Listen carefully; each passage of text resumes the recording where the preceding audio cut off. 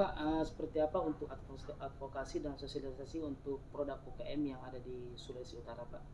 Dan apa yang paling banyak diminati untuk saat ini? Iya, kalau untuk pelaku usaha mikro, kecil dan menengah atau sering kita sebut dengan UMKM, sangat besar di Provinsi Sulawesi Utara, sangat banyak jumlahnya. Itu kurang lebih 389.000. Dari 389.000 itu didominasi oleh mikro.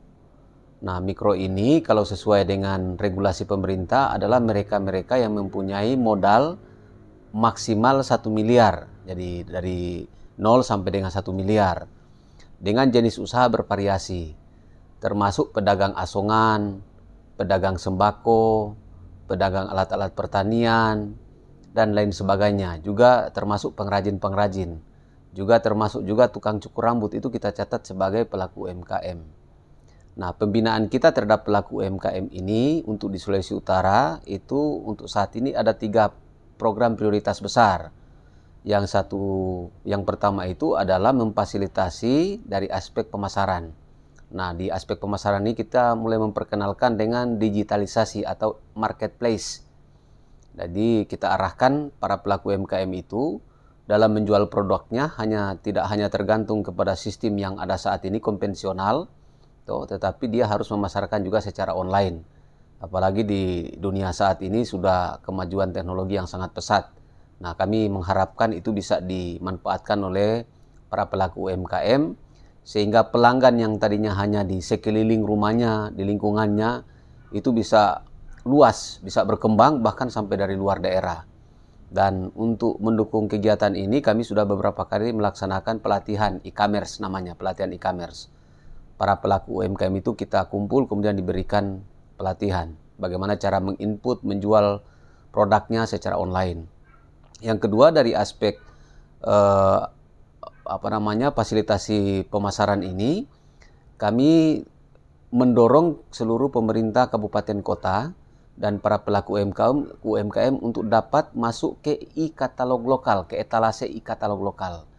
Nah, untuk masuk ke e-katalog lokal ini ada beberapa persyaratan yang harus dimiliki oleh UMKM. Pertama, dia sudah harus memiliki nomor induk berusaha.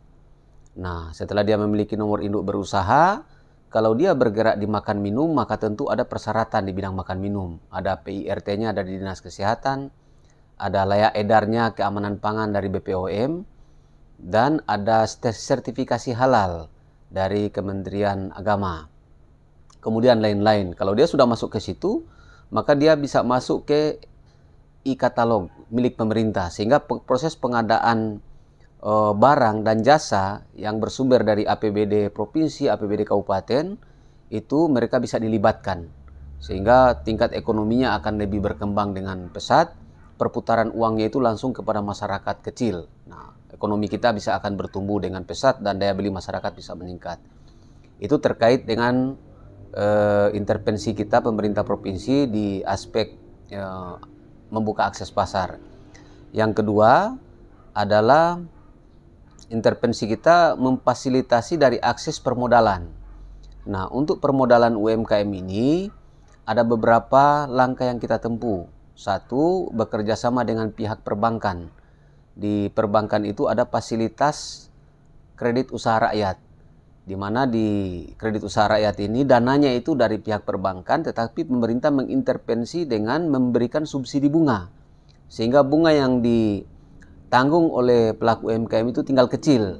Jadi beda ketika kita mengajukan pinjaman ke pihak bank, tidak melalui KUR, dengan kita meminjam KUR itu sendiri, itu bunganya sangat berbeda jauh. Itu dengan pihak perbankan, dan ada juga dananya yang bersumber langsung dari APBN yang dikelola oleh pusat investasi pemerintah. Itu tidak lewat perbankan. Di Sulawesi Utara itu ada 2 lembaga yang menyalurkan itu, yaitu PNM Mekar, kemudian Pegadaian. Nah, itu dananya milik pemerintah, hanya diberikan kepercayaan kepada 2 instansi untuk menyalurkan. Sifatnya dana bergulir. Nanti itu harus dikembalikan juga, tetapi dikembalikannya kepada pemerintah tanpa bunga.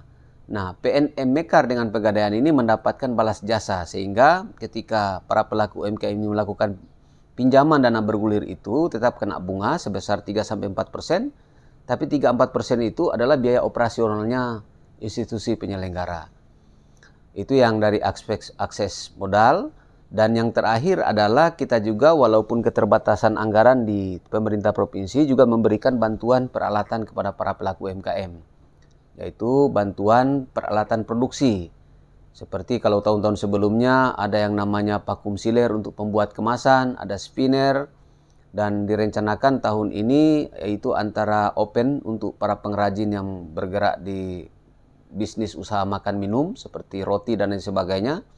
Ada mixer untuk pencampur bahan baku makanan tersebut, dan mungkin akan berkembang lagi. Itu yang dari akses modal. Dan yang ketiga, kita mendorong adanya kerjasama antara pelaku usaha skala mikro kecil dengan pelaku usaha skala menengah dan besar. Yaitu misalkan pelaku usaha kita yang kecil itu orang yang memproduksi keripik pisang.